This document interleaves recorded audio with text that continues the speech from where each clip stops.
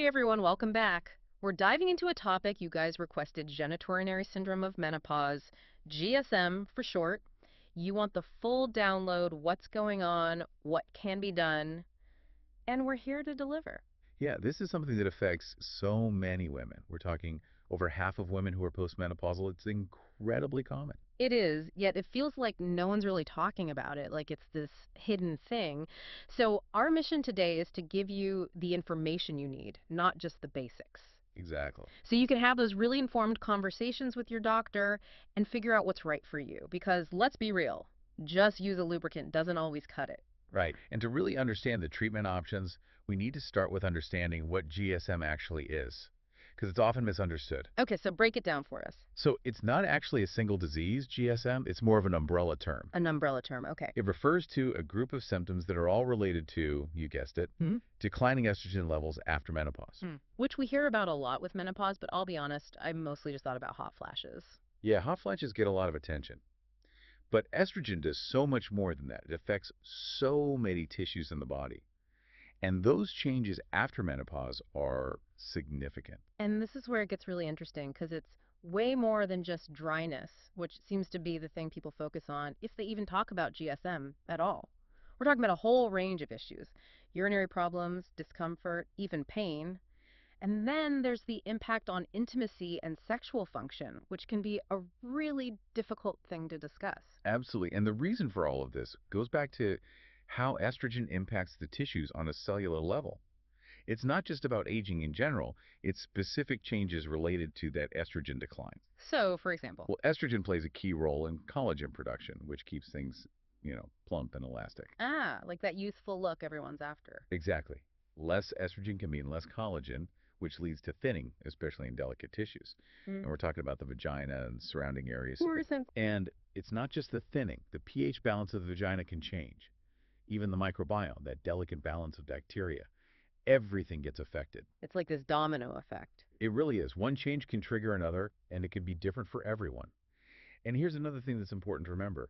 The severity of someone's symptoms doesn't always match up with what a doctor sees during an exam. Really? Yeah, someone might have visible changes but no symptoms, or they might have a lot of symptoms, but everything looks normal. Wow. So you could think, oh, it's not a big deal when it really is. Exactly. And on the flip side, you might be really worried, but it turns out to be something easily managed.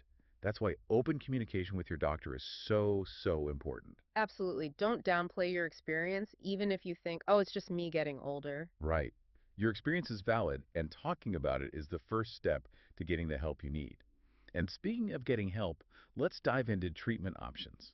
Because it's not always as simple as just grabbing a lubricant. Right, because while those can be helpful in the moment, they're not really addressing the root cause. It's like putting a band-aid on a bigger issue, and the research you sent really goes beyond the basics. I was fascinated by all the different treatment options out there.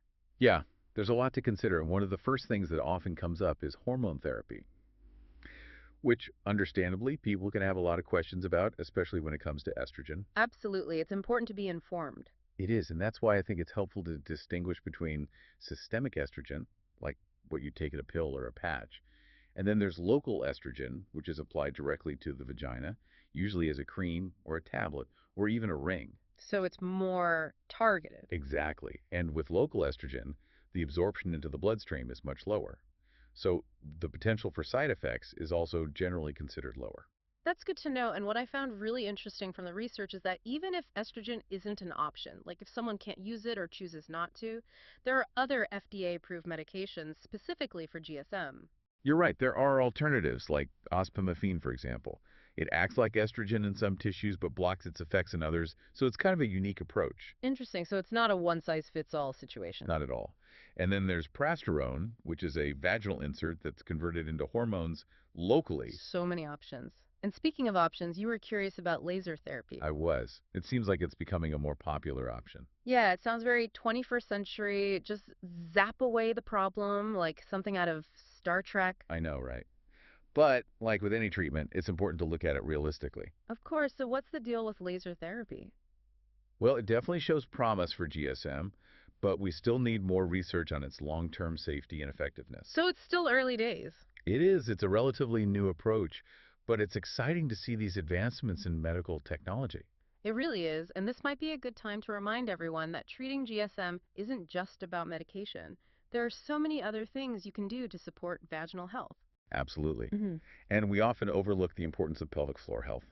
Those muscles play such a vital role in so many aspects of our well-being, from bladder control to sexual function. Right, and strengthening them can make a big difference. And then there are dilators, which can be really helpful. They're simple tools, but they can be incredibly effective, especially if dryness or narrowing is an issue. And this might sound counterintuitive to some, but regular sexual activity, even if you're not in a relationship, is important.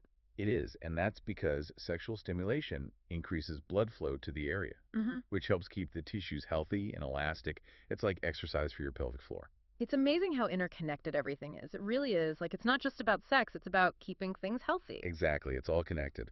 So, we've covered a lot of ground here. Why don't we do a quick recap for everyone, just to bring it all together? Sounds good. So, starting with the basics, GSM is incredibly common. It affects most women after menopause. So, if you're experiencing these symptoms, you are not alone. And the good news is, it's treatable.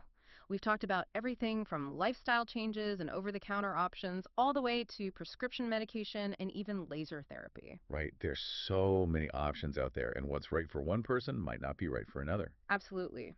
But no matter what, understanding the why behind GSM, those physiological changes we talked about, that's really key. It is. It gives you the knowledge to have more informed conversations with your doctor. It's like instead of just saying, oh, things feel dry, you can say, I'm concerned about changes in my vaginal tissue and pH balance. It's a whole different level of conversation. Exactly. Knowledge is power, and in this case, it can really help you feel more empowered in your own body. And speaking of knowledge, we wanted to leave you with one final thought, something that came up in the research that really got us thinking. So, we've talked about how common GSM is, and we've touched on those urinary symptoms, right? Right. So, here's the question.